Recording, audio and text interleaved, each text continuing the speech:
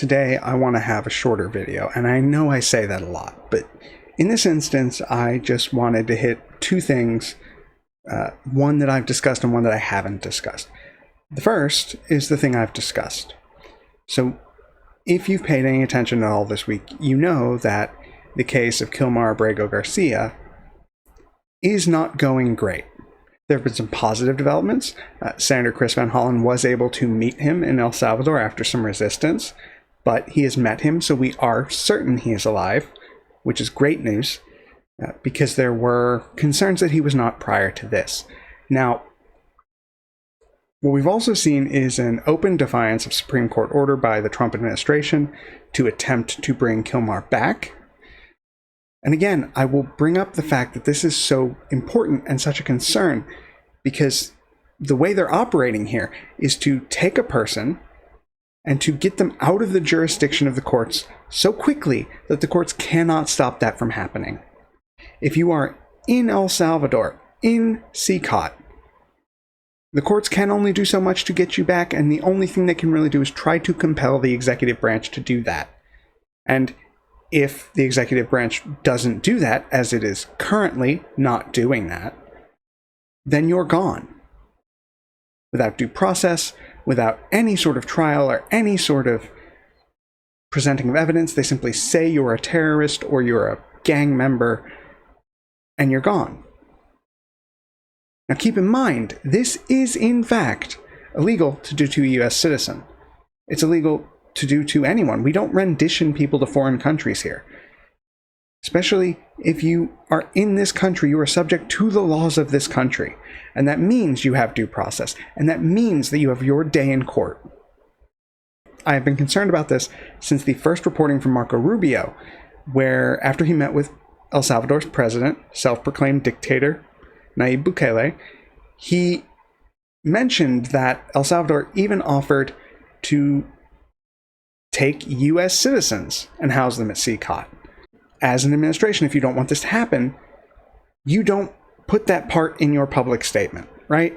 You don't add in the part about he'll even take American citizens because you don't want that to happen, so it doesn't matter. So when he put that in his statement, my biggest concern was that they wanted to do that. And this last week has given positive proof that that's what Trump wants. He's talked multiple times about going after the homegrowns, as he calls them, which means people who are American citizens who were born here, being sent to El Salvadoran prisons at the whim of his Justice Department. They've said we have so many, you need to build 5 more prisons. That prison, I believe, holds 40,000 people, which means that's another 200,000 Americans he wants to send to a fucking concentration camp in El Salvador. And he will do it quickly enough that the courts cannot stop him, and even if the courts try, he will ignore those orders because that is what he is currently doing. And to watch the sycophantic bullshit lying from his Nazi supporter Stephen Miller, from his dumbass Attorney General Pam Bondi, from feckless, spineless Marco Rubio, to watch them all lie about the case, to watch them lie about Kilmar, to watch them flatly lie about the 9-0 Supreme Court ruling in this matter, is disgusting. The pure glee they get out of talking about this is horrifying. And it is wrong beyond measure to be happening. It is not a joke. It is not a game. It is a thing he intends for you or for me or for anyone who crosses him. He's a long list of enemies, and he will not stop unless he is stopped. We cannot be silent about this. It does not matter who he sends. Be they criminal or not, it is wrong. And if you give up the right to due process for anyone in this country, you give it up for everyone. It becomes flexible. It becomes up for debate or up for the ability to mitigate or bargain away. And that cannot be how that operates. That cannot be how we let it operate. And it is so important that we push back on this. There are more rallies this weekend. I'll be attending one. Yes, call your congresspeople, call your senators. Do what you can. But at some point, this is going to come down to some sort of larger, broader collective action. Because if the courts cannot stop him, it becomes the domain of the people to do that work. And I've thought to myself, I've been wondering, and I think a lot of you have too, what can we do? What do we need? And that brings me to my second point. And my second point, the main point of this video in particular, is that the left needs a leader. Now, that is not to say that we don't have plenty of people who are doing great work and great things. Chris Van Hollen went to El Salvador. You've got the Filibuster by Cory Booker. You've got AOC and Bernie on the road, drawing huge crowds in Republican-leaning districts. You've got Pritzker putting out good statements. You've got people in the party who are doing good work. But the problem is, there is no central point of focus. And I think something that we all understand intuitively about Donald Trump is that he is a showman. He is the head of his party. He is the Republican brand.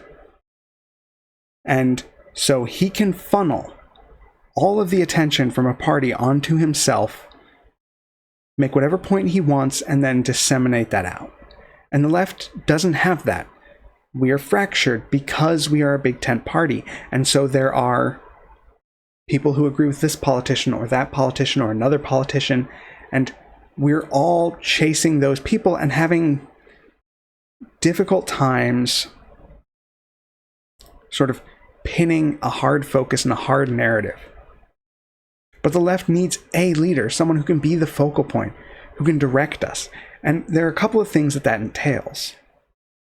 Now, one of the biggest things that I think is important in this is that a lot of us, I know I am, and I bet you are too, a lot of us are sort of chomping at the bit. A lot of us are just sort of waiting. We've asked what we can do, and we've been told to protest or to make phone calls. And for all of us, for most of us, for a lot of us, that's not enough. It's just not enough. We have so much pent up, so much anxiety, and so much fear, and so much anger, and just so much energy to do something that will lead to a positive difference.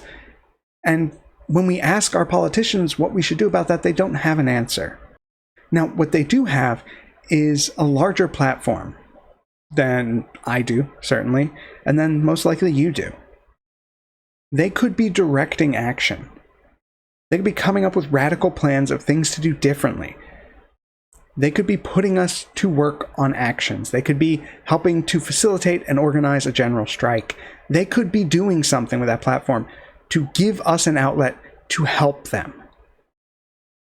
But they don't have a big, bold plan or a solid agenda. Each of them fighting the fires in front of them, but unable to rally everyone behind them as they do that.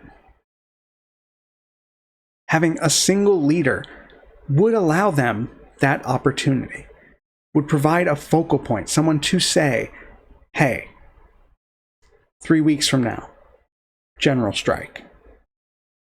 Everybody's out for 3 days.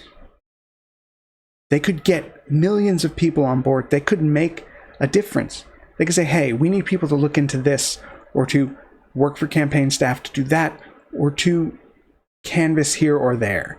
And not on a small level, but on a large level, on a broad, overarching vision of moving forward, not just an incremental step here or there across a front that slowly moves up in some parts but lags behind in others. It is about having that push and having that effort be focused. And you need a leader for that. And because we're on the outs, because we are minorities in both the House and the Senate, there is no clear leader. You've got Hakeem Jeffries, who is the minority leader in the House, and Chuck Schumer, who is the minority leader in the Senate, and Chuck Schumer is worthless. And Hakeem Jeffries tries, but he has all the charisma of a dry sponge. And there's not much we can do to get those two to change. They're in positions of power because of long terms of service or because of back deal brokering that occurs in any struggle for power. There's nothing necessarily wrong with that, but they're not the ones to meet a moment with something different or with some energy. And as we've seen, there is a growing shift in sentiment on the left to switch up the way we've been operating, to stop trying to find a middle ground with Trump and to oppose him outright at every instance. And this vigor, this newfound push, is led by people like AOC and Bernie, people who have long been beating the drum on we need to be different, we need to be better, and we need to stand up for everyday people. And so, of course, we want this change and we want something better and something new. And we need someone to deliver it. And it's hard to say who a leader at this point would be, who would emerge. Right now, preliminary polling, very early preliminary polling, puts, I believe, AOC at first, and then Cory Booker at second. But what I think needs to be done is something that I'm going to scream into the void here for my dozen people who watch this video. I think that when we run primaries for the midterms, we should also run a non-binding primary for the next presidential election. Let people throw their hat in the ring. Let the people speak out in a way that provides feedback to the DNC about what we want to see, what their platform is, and who we believe in, not based on their current spending. So don't make it another primary season on top. Don't make it something that is like the regular primary. Make it something that is based solely on who the people who show up to Democratic primaries recognize and believe has their best interest at heart. Make it an overflow. Make it 20 or 30 people. Get that data back and then put those people on the front line. Put them in charge of the messaging and the policy ideas, and put them in charge of driving us forward. And then, of course, this is non-binding. So when we open up our normal primary process, then that's a chance for the people to look back and understand how that person has done, what they've done and the direction they want to drive us in, and then choose whether or not to go with that person. Or those people, put 2 or 3 on it at the front end as the victors, and then go from there. Let the people have a say earlier to test these candidates, to put them into the spotlight and see how they will react and how they will function. Let your base make these choices now, when the stakes are lower for the party, but greater for the country. You can't force someone into a leadership role. They need to be lifted into that role. And if it's done by a small group of people, then it is not helpful. But if it is done by people who vote in Democratic primaries across the country, then that's something. That's the people speaking out about what they want and showing people what they want. And then is letting those people who may not have the funds come regular primary time otherwise get a foot in the door and a chance to inspire people around them. Let us have a leader, because that is what we so desperately need right now, is someone to give us the marching orders, to look at the vision of what we've done wrong and to move forward. And it should not be concocted in a focus group tested DC consultant lab. It should not be built to check boxes, but it should be built by the people who will show up to vote. It should be built by the most ardent supporters on the ground, by the people who show up day in and day out. And it should be done because that is what we need. We need an alternative. And it is in our best interest to do it in a way that is fair and democratic and transparent. Let's test these people out while we still have a chance. Let's give them a chance to walk before we make them run. I know everything feels bad right now. I do. I know that when you see the Supreme Court push back and it doesn't yield anything that is rough. And I get that there is fear and there is despair and there is concern. But fear is the most powerful weapon that this regime could have. Us being afraid to speak out, us being afraid to show up, us being afraid to speak truth and to go with our conscience and to fight for our morals. Fear is an extremely powerful weapon.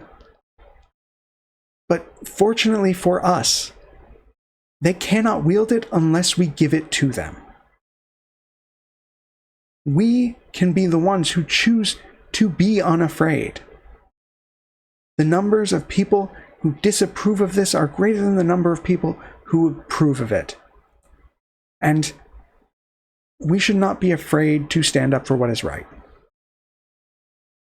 I know that every word I say, here and on social media, is a risk to me at some point. If this continues on its current trajectory, if we continue deporting people without due process to an El Salvadoran prison camp, if we keep accosting people on the streets, then what we're going to get is eventually people like me or like you, people who've said the wrong thing or who have written the wrong thing or who have watched the wrong thing, being labeled as enemies and treated as such. And I knew this when I started making these after the election. I knew this then, and I still did it. Because at the end of the day, this is my country. This is your country. We have a say in what we are and how we become the thing we are. We have a say in what we do and what we value. And it is wholly un-American to have that taken away. It is wholly un-American to allow people to be treated as this administration treats them, to shake down everyone around you, to try and gain power so that voices of dissent are silent. Dissent is essential to how this country functions and to how it was created. And we would do well to remember that, and to remember that we do not have to give them our fear. And that there is nothing they can do to take it by force. Because at the end of the day, your voice and whether or not you are afraid are up to you. And the less people who are afraid of this, the more people who band together, who speak up, who stand up, and who act up, the stronger that group is. We are stronger together, and we will continue to be strong together. So, go out and protest. Talk to people. Don't be silent. We will get through this, because there is no other option. So, take care of yourselves, take care of others, and I'll talk to you again.